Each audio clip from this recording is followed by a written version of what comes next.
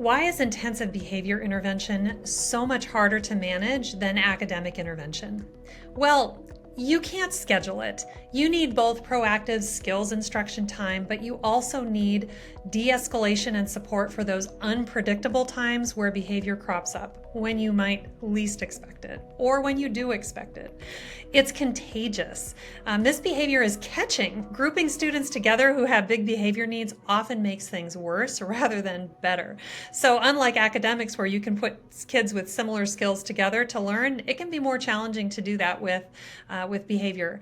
And then finally, it's emotional. Very challenging behavior provokes very strong emotions in peers and even in the adults that are working together with the students. So they might have really negative reactions. They might have even a flight or fight kind of reaction where they feel like their safety is threatened. So how can we get a better handle on it? Here are 5 ways to make Tier 3 behavior intervention actually practicable. First, designate a staff member and a space for dealing with kids who have intensive behavior needs. You need a predictable place and predictable people for both those planned social skills instruction time and also that unplanned de-escalation.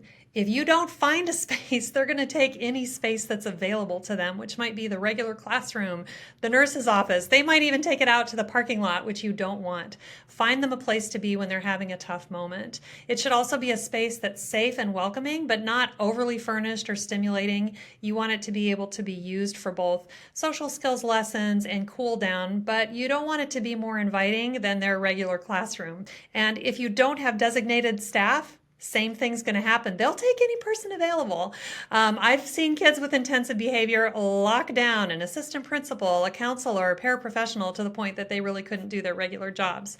And the student wasn't getting that proactive intervention that they needed. So even if a full-time staff member isn't available, make sure that it's a part of someone's job description and you're working together as a team to make sure that those needs can be covered.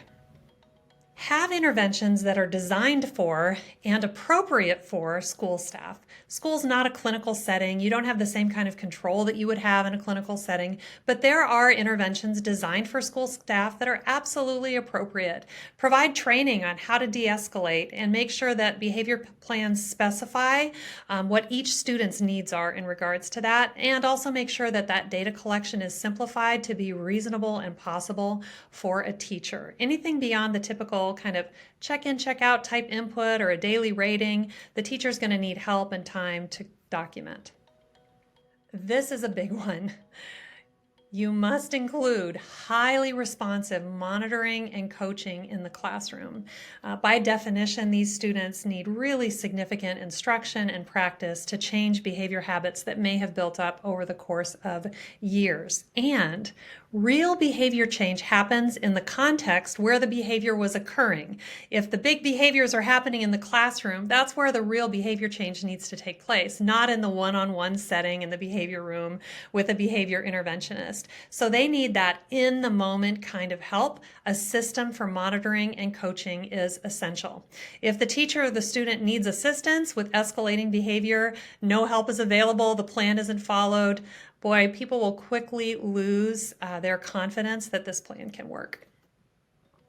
Develop a method for positive reinforcement for students to use their new skills. A reward is technically defined as anything that works to increase the desired behavior. If the desired behavior isn't increasing, you have not found the right reward yet. Some kids like tangible rewards and treats, and some like free time, special privileges, sports, games. It's very specific to that individual student. But whatever it is, make sure to pair that reward with lots of positive social interaction and relationship building ideas. Eventually, we want students to move away from a tangible reward to realizing that when I behave appropriately, I get all of this great feedback from the people around me, and we want that to be the most motivating thing for them.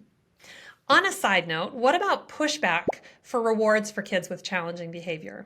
Many times a reinforcement system can be a point of contention for teachers and parents who don't want to see kids with challenging behavior rewarded for doing what they're supposed to do anyway. But keep in mind that students have developed these behaviors over many years, and it's really difficult to change that without a strong incentive.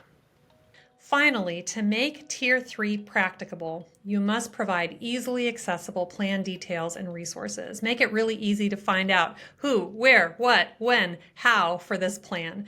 Meetings, progress monitoring data, notes, family communication, all that wraparound service information should be available to the staff members who are supporting the student. Every minute that they spend trying to track down that information is time that they could be spending with their students. Another point is that you want that information to be able to follow the student if the student changes schools or is placed in a disciplinary alternative setting. We have lots of kids who have big behavior challenges who also are moving from campus to campus or who do have that disciplinary placement. So making sure that timely communication can happen about student needs and the supports that were already in place can really prevent regression in student progress, duplicating effort, starting over. Making Tier 3 behavior intervention practicable takes dedication and adaptability. Remember, you're going to need designated staff and space, appropriate interventions, intensive, responsive monitoring and coaching, positive reinforcement, and easily accessible resources. Check out the description box below for more Tier 3 behavior resources linked. And if you found this video valuable, don't forget to hit the like button and subscribe to our channel for more MTSS tips.